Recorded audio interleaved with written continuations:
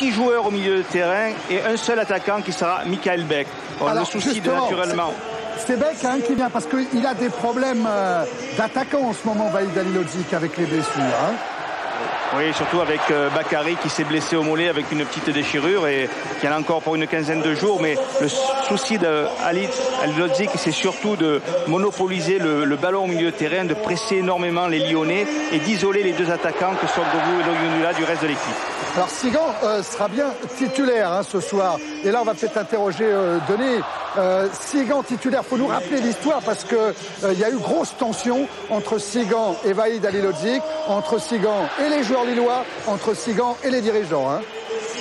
Oui, Thierry, c'est vrai. Cette histoire, elle a commencé à l'intersaison lorsque Pascal Sigan a voulu absolument quitter le LOSC, qu'il n'a pas finalement trouvé preneur. Ensuite, à Marseille, arcade sourcilière ouverte. À la Corogne, il refuse de jouer parce que physiquement et mentalement, il ne se sent pas prêt pour évoluer à son meilleur niveau.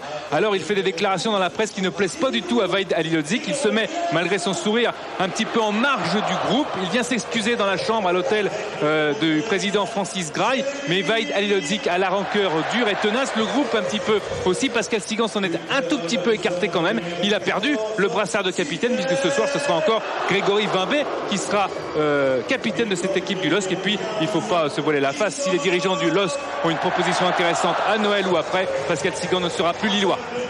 Ouais, bien on comprend l'importance de Sigan, malgré tout ce qui s'est passé dans le dispositif de Vahid Halilhodžić. Il faut avoir à l'esprit que Lille, c'est la meilleure défense du championnat en déplacement.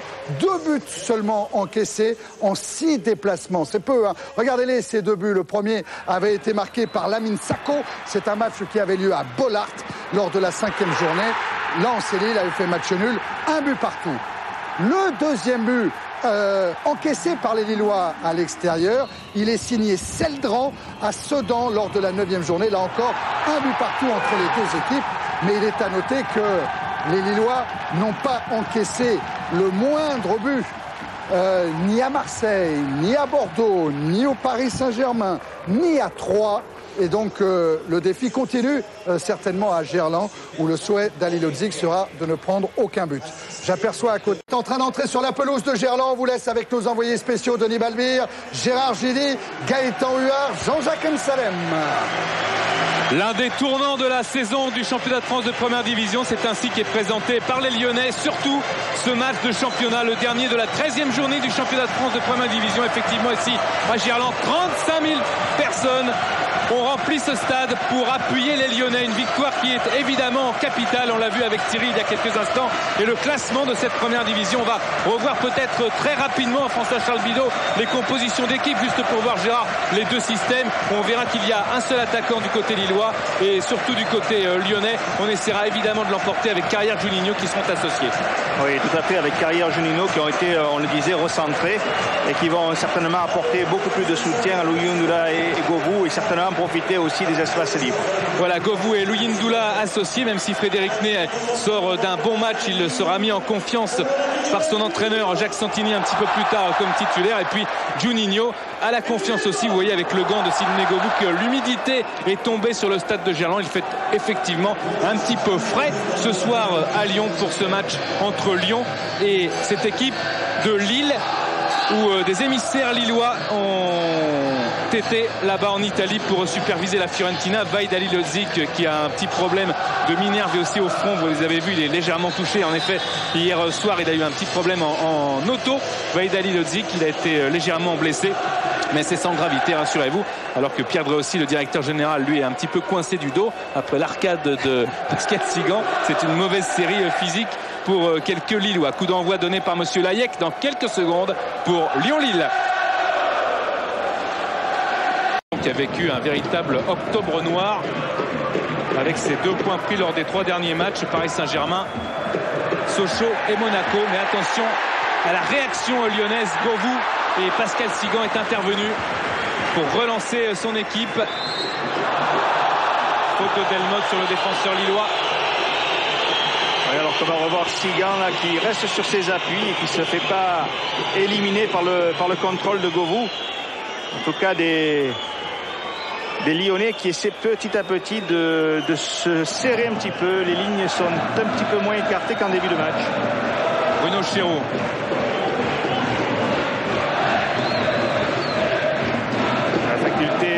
Lillois de garder le ballon, de ne pas le perdre. Eker avec Landrin et Grégory Coupet qui vient se saisir de la balle. Avec un replacement immédiat dès la perte du ballon, un des soucis prioritaires de cette équipe lilloise, c'est se replacer immédiatement. Carrière. Un souci important aussi du côté lillois, c'est de bien occuper toute la largeur du terrain, c'est-à-dire de bien monopoliser, si vous voulez, tous les appels de balles, notamment sur le côté de Delmotte. Delmotte justement à côté de Pichot, il cherchait peut-être le corner, pourquoi pas. En tous les cas, Pichot a pu relancer sur Landrin. Bruno Chéreau, un ballon trop timide. Petit souci tactique là avec Chéreau qui est décroché. La ville est obligée de rentrer au milieu de terrain pour venir le chercher, dans la mesure où Lille n'a qu'un seul attaquant de pointe pour 2 stoppeurs. La passe de Juninho, elle était belle, mais Grégory Vimbé veillait. Avec bonne anticipation là, du gardien nordiste qui a bien lu la trajectoire du ballon. Tête de Muller, Bréchet, Coupé, Bréchet.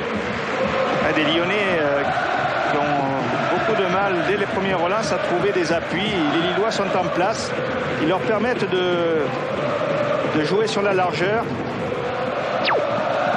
Violo. Carrière, il a vu que Govou était un petit peu en position de hors-jeu. Pas Louis Ndoula, on la frappe. Raté de Louis Ndoula, quel dommage pour lui. Quelle action de Carrière là qui avait éliminé et qui avait vu au deuxième poteau. Un Éric Carrière très heureux d'aller en Australie avec l'équipe de France, départ mercredi.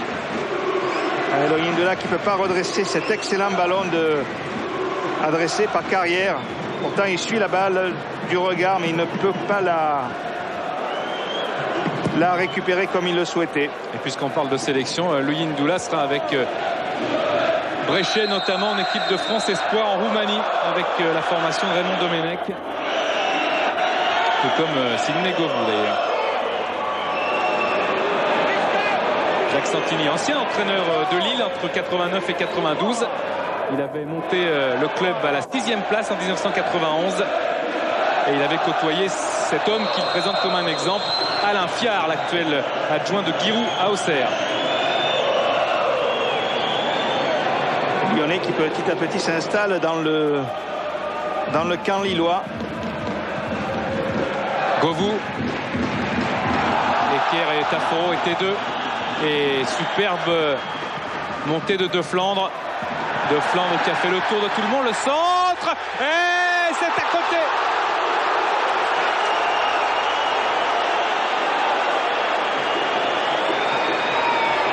Et quelle occasion là, les De Flandre qui va faire la différence sur le côté, qui adresse un centre parfait. On voit De Flandre là qui va lever la tête. C'est Delmotte. Pour Delmotte qui est contré, gêné par le retour du défenseur lillois. Mais quelle action là de Flandre sur le côté. Pichot venant le gêner dans son action pour conclure. Attention, Bréchet poursuivi par Landrin. Match qui est parti sur un rythme européen. Et beaucoup des espaces libres dans ce bloc lillois très regroupé. Delmotte qui a fait le tour de Pichot. Delmotte qui fournit un gros travail offensif avec ce centre tendu. Oh, il y a Govou au pivot. Et ouverture du score pour l'Olympique Lyonnais. Après ce travail phénoménal de Christophe Delmotte, que Govou ne tarde pas à venir féliciter, remercier. Ouverture du score pour l'Olympique Lyonnais. Et 3e but de la saison pour Sidney Govou. Lyon 1, Lille 0. Alors on va regarder ce centre extraordinaire de Delmotte très tendu que Govou va parvenir à contrôler. Il paraît avoir perdu le contrôle, puis cette frappe au milieu des joueurs qui vient frapper le poteau en entrant de Grégory Vimbé. C'est le premier but de Lyonnais. Allez, cette frappe qui va frapper l'intérieur du poteau et battre Grégory Vimbé. En tout cas, une ouverture du score qui n'est pas imméritée par rapport à la pression des Lyonnais. Il avait marqué contre Rennes, contre Paris. Govou, il ajoute un 3e but pour sa saison. Il est à 2 buts de son total de la saison passée. Et surtout aussi, Gérard, Lille avait eu un petit peu de réussite à 3. On se souvient que les Troyens avaient touché par 4 fois les poteaux. Cette fois, c'était un poteau rentrant. Oui, et puis il faut souligner là, le formidable travail de Delmotte sur le côté. On le voyait très actif depuis le début du match. Il a adressé un centre extraordinaire. Les Lillois vont devoir un petit peu se découvrir maintenant. Peut-être faire plus le jeu pour revenir à la hauteur des Lyonnais. Troisième but encaissé par Grégory Vimbé à l'extérieur après se marquer par Sako et Selgrand. Govou n'a pas continué car Eker l'a compris. Taforo, Bruno Chéroux. Bruno Chéroux dans son couloir. L'accélération Bruno Chéroux. Le centre. Ah oui, magnifique et quelle surprise. L'égalisation alors que ce ballon, semble-t-il, n'a pas été touché par un coéquipier de Bruno Chéroux. Il est rentré tranquillement dans la cage de Grégory Coupet. Et 6e but pour Bruno Chéroux cette saison. Il égale son total de la saison passée. On parlait de Govou tout à l'heure. Bruno Chéroux, le voilà. On va revoir cette action qui méduse Grégory Coupet. Il y a de quoi. Oui, avec Chéroux qui va faire la différence sur le côté. Il lève la tête. Et ce centre-là qui est dévié par le défenseur lyonnais Bréchet. Ah oui, c'était étonnant qu'il ne soit pas touché parce que la trajectoire était quand même bien externe. Et c'est Jérémy Bréchet qui trompe son gardien Grégory Coupet. But contre son camp de Jérémy Bréchet. Oui, on revoit là ce centre dévié par Bréchet, hors de portée de Grégory Coupet. En tout cas, les Lillois qui ont réagi formidablement bien et surtout très rapidement. Malheur pour Bréchet qui n'a toujours pas marqué de but. Taforo. Devant de Flandre, Taforo. Taforo qui hésite. Taforo qui crochette.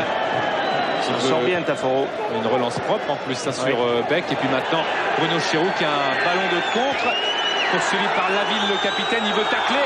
Oh, Florent Laville. Ça méritait le carton parce qu'il avait fait la différence. Il y avait 3 Lillois qui arrivaient plein champ devant les buts de Grégory Coupet.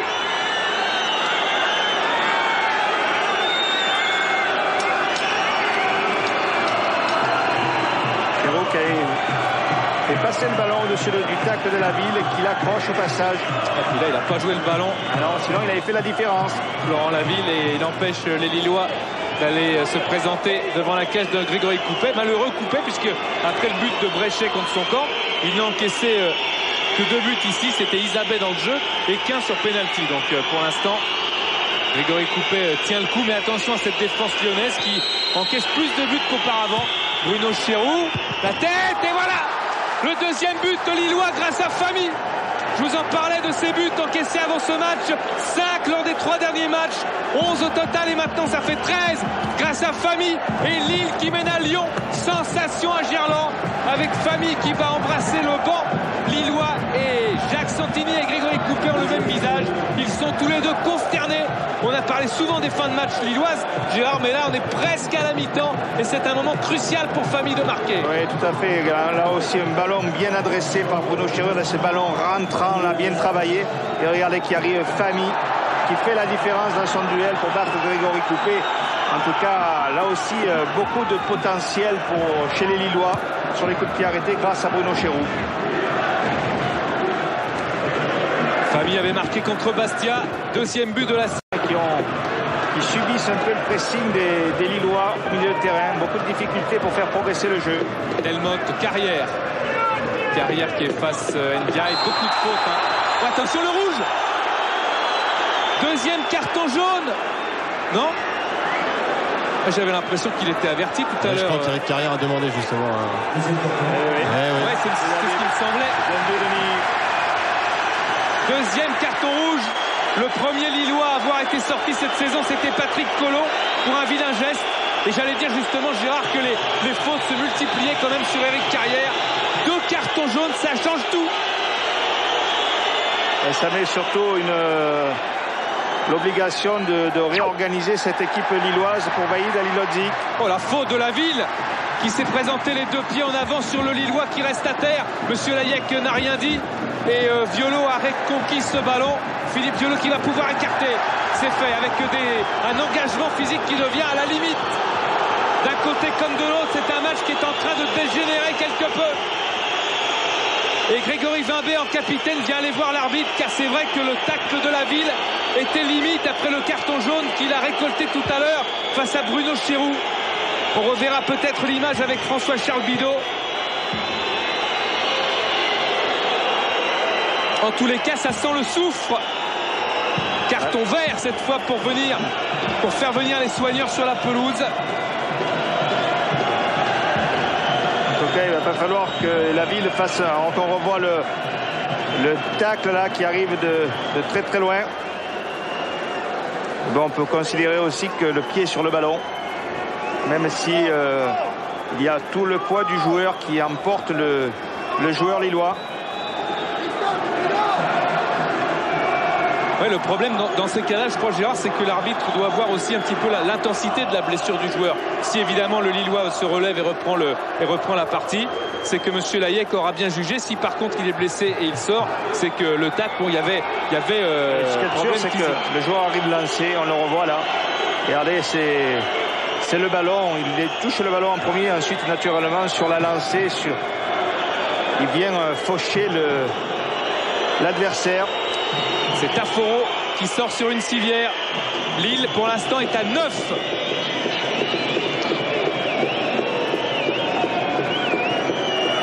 Et Fernando D'Amico s'est fait le relais de son entraîneur Vahid Halilhodžić pour tenir jusqu'à la fin de la première période. Oui, il va être obligé naturellement d'occuper le côté gauche, en attendant au moins que Taforo.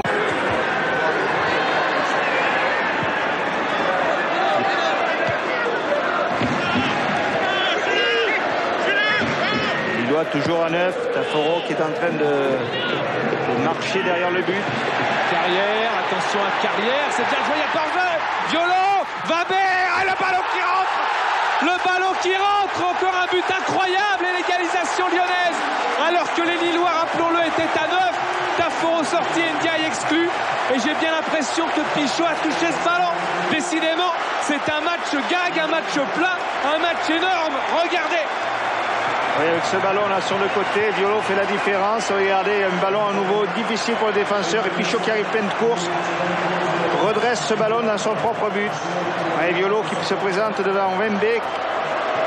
Centre-tir et Pichot qui, de l'intérieur du genou, met ce ballon dans son propre but. Alors que la mi-temps est presque sifflée. Et la position du corps était vraiment... Il n'y a pas hors-jeu. Et Louis Ndoula se présente face à Vimbé, qui est resté encore une fois un arrêt exceptionnel de Vimbé, comme il l'avait fait en Ligue des Champions à la Corogne face à Tristan. Il reste debout le plus longtemps possible. Et ensuite, Gaëtan, il utilise toute la longueur de ses 1m93 pour contrer le ballon. C'est extraordinaire. Je crois où il a gagné son duel surtout, c'est qu'il est resté sur ses appuis. Il a attendu que ce soit l'attaquant qui fasse le geste. Il n'a pas bougé, il n'a rien proposé à l'attaquant. Effectivement, bonne analyse, Gaëtan. Dommage que vous le fassiez. Bréchet du côté de Frédéric Ney. Il y a d'abord Sigan, D'Amico, Violo. On écarte toujours, on centre bien sûr. Frédéric Ney a été lobé. Govou est là. Un but. Et le but de Lyon pour Sidney Govou. Doublé dans cette partie. Et Sidney Govou permet à Lyon de prendre l'avantage. 3-2. Je crois qu'en plus il est dévié ce ballon, Denis. Il est dévié, Jean. Oui. Je crois que c'est Eker qui doit le dévier. On va voir cet excellent centre sans contrôle. Né se jette. Et Govou qui contrôle, frappe. Ouais, ballon qui est dévié au-dessus de Grégory Vimbé. Par Eker. Avec le talon, Eker qui fait prendre une trajectoire qui surprend Grégory Vimbé. Décidément. Philippe Violo. 1 contre 4 avec D'Amico qui se dépêche. Il y a maintenant Juninho qui vient l'aider. Govou qui apporte le surnombre. Govou qui est passé. Govou encore. Govou pour le centre. Et la but. Et la but du capitaine Philippe Violo sur l'attaque lilloise. C'est Lyon qui met Lille KO. 4-2 grâce à cet exemple du football français. Philippe Violo qui permet à Lyon de mener 4-2.